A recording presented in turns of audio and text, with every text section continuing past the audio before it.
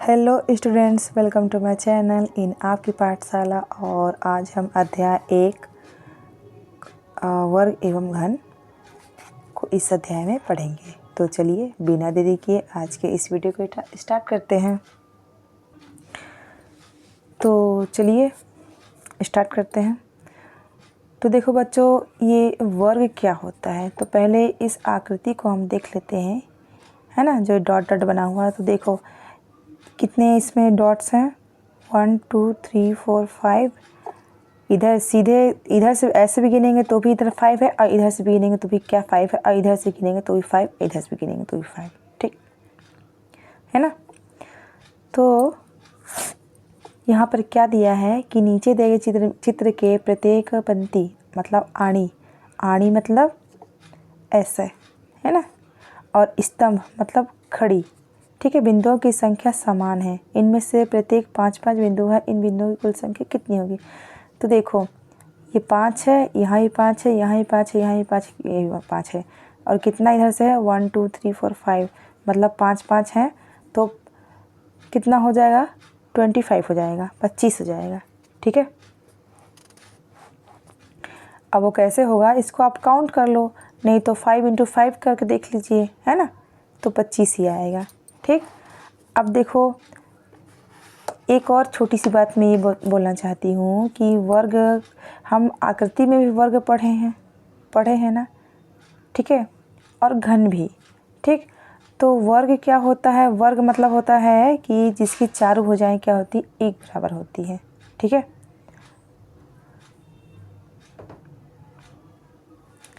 तो उसी तरह से क्या है, ये यहाँ पे संख्याओं में भी क्या होता है, वर्ग होता है संख्याओं का। ठीक है। जैसे 1 की घात 1, इसको वर्ग को हम किस में प्रदर्शित करते हैं पता है आप लोगों को बच्चों, ये वर्ग है ना। तो मान लीजिए यहाँ पे ये क्या हुआ, मतलब ये 25 है, इसका मतलब क्या, ये 5 का वर्ग है, और इसका मतलब क्या, 5 का गुणा हम 5 बार करेंगे तो कितना हो जाएगा, 25 होगा कि नहीं होगा, है ना। ये जो आता है ना ऊपर में ऐसे, ये वर्ग, इसका मतलब होता है किसी भी संख्या अगर घात में 2 है मतलब उसका क्या है, ये वर्ग है, और उस संख्या का उतनी बार ही उससे क्या करना, गुणा करना है। सेम संख्या का मतलब 2 बार गुणा करना ही क्या कहलाता है, ये वर्ग है। ठीक। अब देखो इसी प्रकार प्रत्येक पंक्ति तथा स्तंभ में समान संख्या 2 2 3 3 4 4 8 8 इत्यादि बिंदु लेकर कुछ वर्गाकार पैटर्न प्रतिरूप बनाना है। ठीक है। और इस तालिका को क्या है, पूरा करना है। तो देखो प्रत्येक पंक्ति या स्तंभ में बिंदुओं की संख्या, तो अगर 5 रहेगी तो 25 रहेगा, ये तो मैंने पहले बता दिया। ठीक है। अब 2 है, तो ये 2 है, तो देखना ज़रा, ये 2 का अगर वर्ग करेंगे मतलब क्या, 2 का गुणा 2 बार करेंगे तो 4 आएगा ना, है ना। अब उसी तरह से देखिए ये 9 है, 9 कैसे आया, मतलब ये 3 का क्या है, ये वर्ग है ना, क्या 9, मतलब 3 का गुणा अपन 3 बार करेंगे, 3 3 9 आएगा ना। अब ये 4 है, इधर है 16, मतलब ये 16 जो है क्या है, ये 4 का वर्ग है।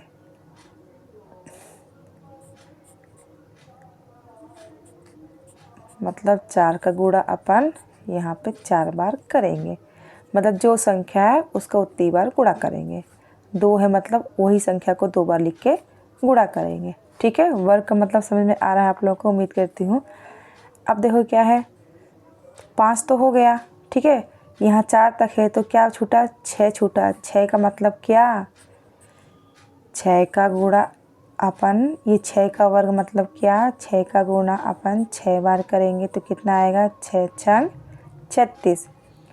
अब यहाँ पे 7 है और यहाँ पे 49 है, मतलब क्या, 7 का वर्ग करेंगे मतलब 7 गुना 7। ठीक है।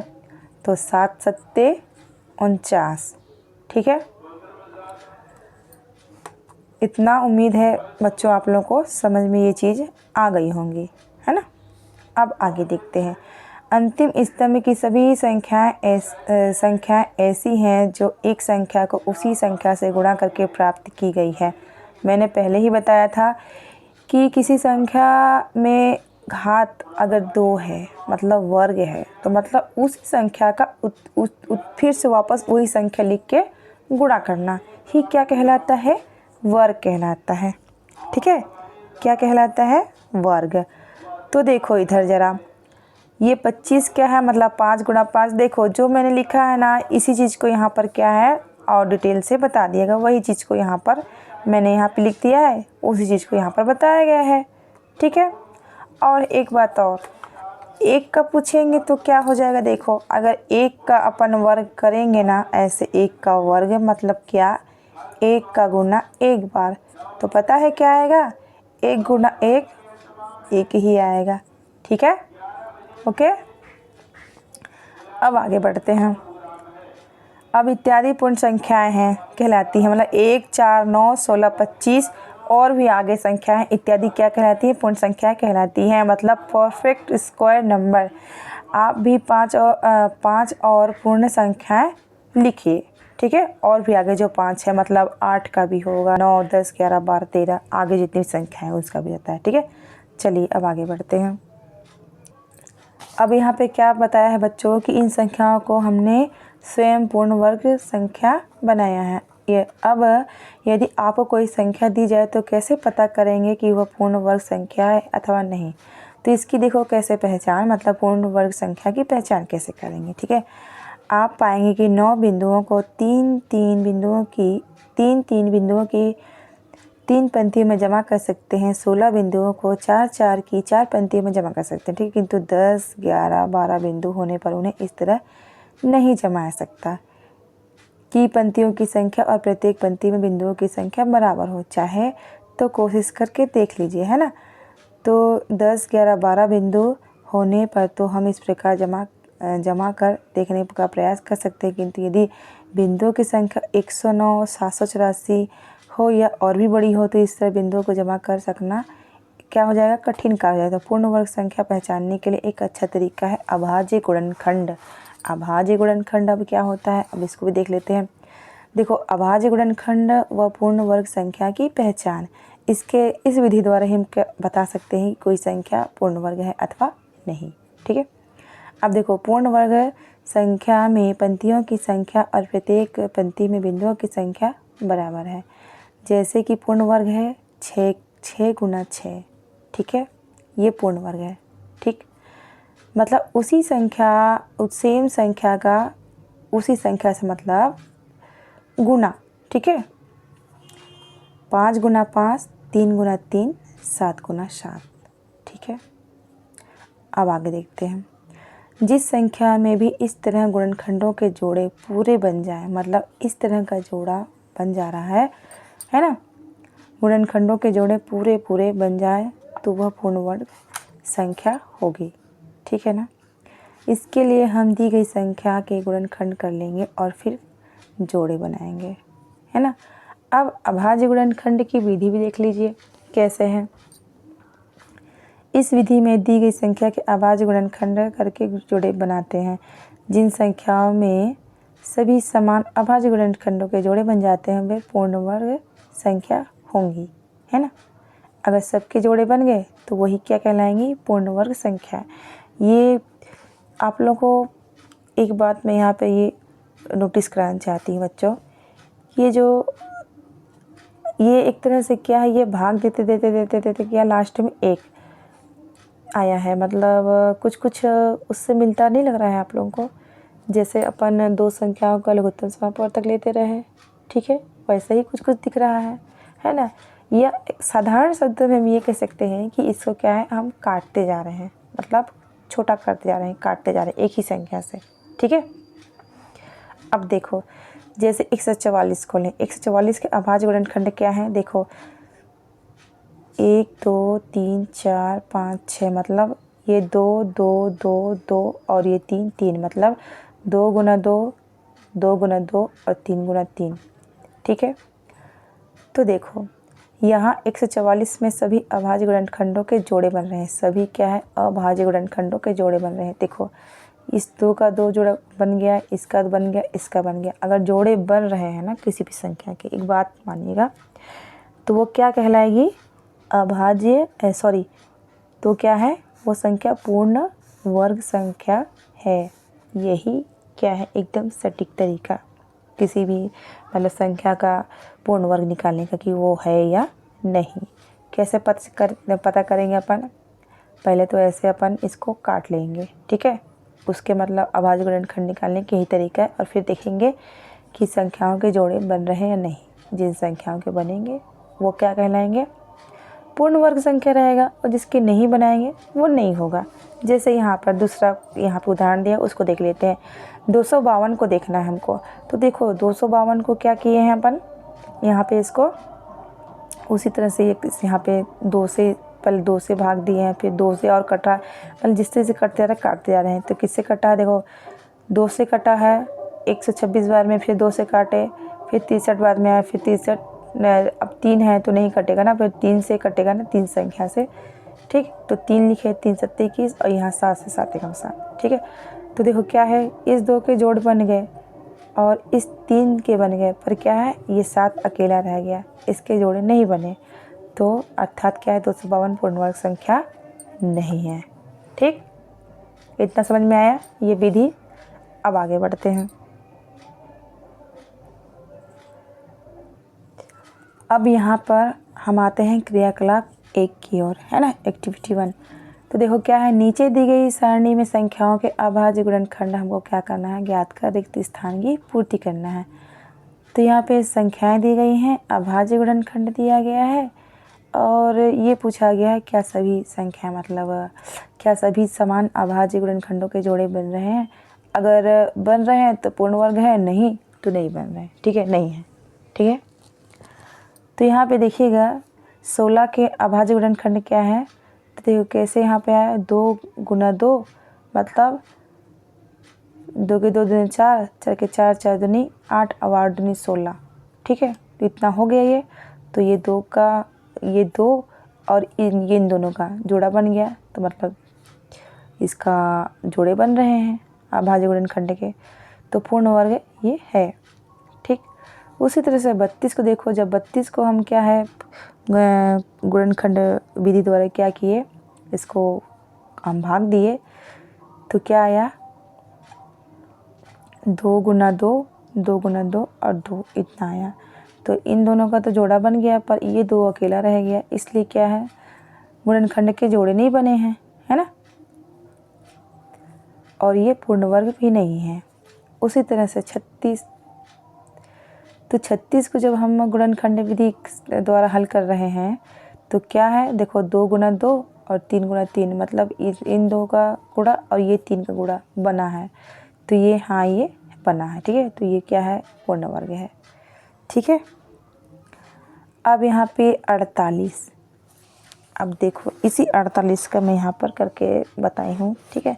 तो देखो 2 से पहले गया, 2 चौको 8, 2 दूना के 4 और 2 चौके 8, फिर 2 से जाएगा ये 2 एकम 2, 2 दूना के 4, फिर 2 से जाएगा 2 छीका 12, और ये 2 और 2 तियाँ 6, और ये फिर क्या होगा? 3 से जाएगा, 3 से 1, मतलब देखो इसका जोड़ा बना, इसका बना, पर इसका नहीं बना। मतलब साफ है कि ये क्या है? जो ये 48 है ये इसके क्या है? इसके गुणनखंड के क्या जोड़े नहीं बन रहे हैं, अभाज्य गुणनखंड के जोड़े नहीं बन रहे हैं। तो क्या है ये? जो ये क्या है? पूर्ण वर्ग नहीं है, ठीक है। अब ये बाकी देखो 2 बना हुआ था, 2 मैंने बना कर दिखा दिए, ठीक। और कितने बचे? 1 2 3 4, और इन चारों को आप लोग भी बनाने की कोशिश करिएगा। अगर नहीं बनेगा तो मुझे कमेंट करिएगा, मैं बता दूँगी, ठीक है। तो ये क्या है आप लोगों के लिए? ये होमवर्क है। क्या है? होमवर्क है, ठीक है। अब देखो क्या है? अब इन्हें भी जांचिए कि नीचे दी गई संख्या पूर्ण वर्ग संख्या है या नहीं।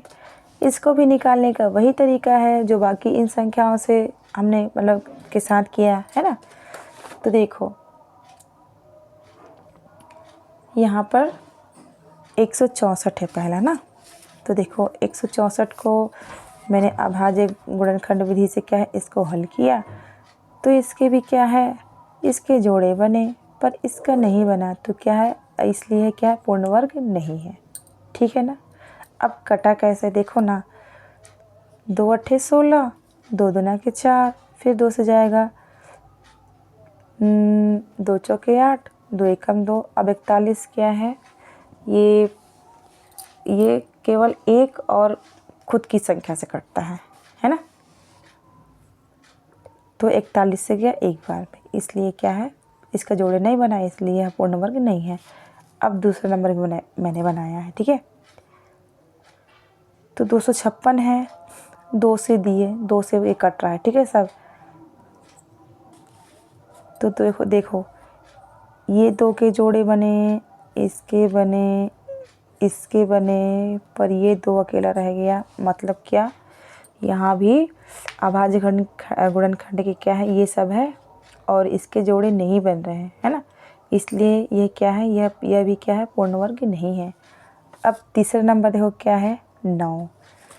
तो 9 देखने से ही दिख रहा है, सॉरी 81 है। कितना है 81, और 81 जो है क्या है 9 से जाएगा, तो 9 9 81 और फिर 9 आया, फिर एक बार फिर 9 से गया, तो मतलब क्या ये पूर्ण वर्ग है। ठीक, जोड़े बन गए है ना। तो 3 मैंने बनाया है आप लोग के लिए, और 1 2 3 4 5 6 7 बचा था। इसको भी आप लोग करके देखिएगा, नहीं बनेगा कमेंट करिएगा, बता दूंगी मैं। ठीक है, अब आगे देखते हैं। इकाई का अंक देख पूर्ण वर्ग की पहचान। ठीक है, तो नीचे दिए गए सारणी में पूर्ण वर्ग संख्याओं जैसे 4 9 16 25 81 100 169 324 256 625 आदि को ध्यान से देखिए। क्या कोई ऐसी पूर्ण वर्ग संख्या है जिसमें इकाई के स्थान पर 2 3 7 अथवा 8 है। ध्यान से देखो, 2 3 7 और 8 है, नहीं है। ठीक है, कुछ और संख्या लेकर देखो, है ना। तो क्या आप इनसे कुछ निष्कर्ष निकाल सकते हैं। आइए इस सारणी को देखते हैं। ठीक है, इससे पता चलेगा हमको।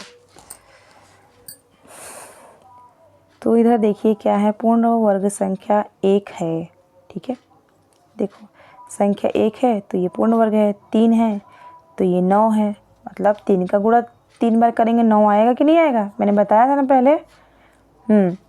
अब देखो 5 भी है, 5 25, 7 7 49, 9 9 81 और 11 को 11 बार गुणा करेंगे 11 से तो 121 आएगा। अब 13 का क्या हो जाएगा 169, और 15 करेंगे 15 से तो 15 और 15 15 में है ना, मतलब 15 का गुणा 15 से करेंगे 225 आएगा। और फिर 2 भी है तो 2 दूना के 4, 4 चौका 16, 6 6 36, 8 8 64 और 10 दाहम ये 100, और 12 गुणा 12 से करेंगे 144 आएगा। और फिर इधर 14 का 196 और ये 16 करेंगे तो क्या है 256 आएगा। ठीक है, अब आगे देखते हैं। यहाँ पे एक और चीज़ नोटिस करने वाली बच्चों ये है कि देखो ये यहाँ पे सम और विषम संख्या दी गई है ना, तो सम संख्या का अगर वर्ग कर रहे हैं अपन, देखो सम संख्या का वर्ग कर रहे हैं तो उसका जो वर्ग होगा ना वो भी क्या होगा, सम संख्या ही आ रहा है ना, पूर्ण वर्ग संख्या बनेगा तो, है ना। अब विषम संख्या का अगर वर्ग करेंगे तो उसका वर्ग क्या होगा, विषम संख्या ही आ रहा है। देख सकते हैं आप लोग, 1 का किए तो 1 आया, इधर देखो 3 का करेंगे तो 9 आया, है ना, तो 9 भी विषम संख्या है। वहीं अगर 4 करेंगे तो 16। तो ये सम संख्या है, मतलब यहाँ पे ये निष्कर्ष निकल रहा है कि अगर कोई संख्या सम है तो उसका वर्ग भी सम संख्या होगा, वर्ग भी सम संख्या आ रहा है ना। और यदि संख्या विषम है तो उसका वर्ग भी क्या होगा, जो पूर्ण वर्ग संख्या आ रही है वो भी विषम होगा। यही निष्कर्ष निकल रहा है, ठीक है। तो यहीं पर इसको बताया गया है इस चीज़ को। ये देखिए,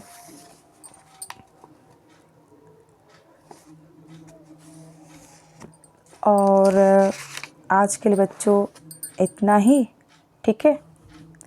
मैथ है या अन्य कोई भी सब्जेक्ट आराम से पढ़ेंगे, समझ के पढ़ेंगे तो ज़्यादा अच्छा रहेगा, ठीक है।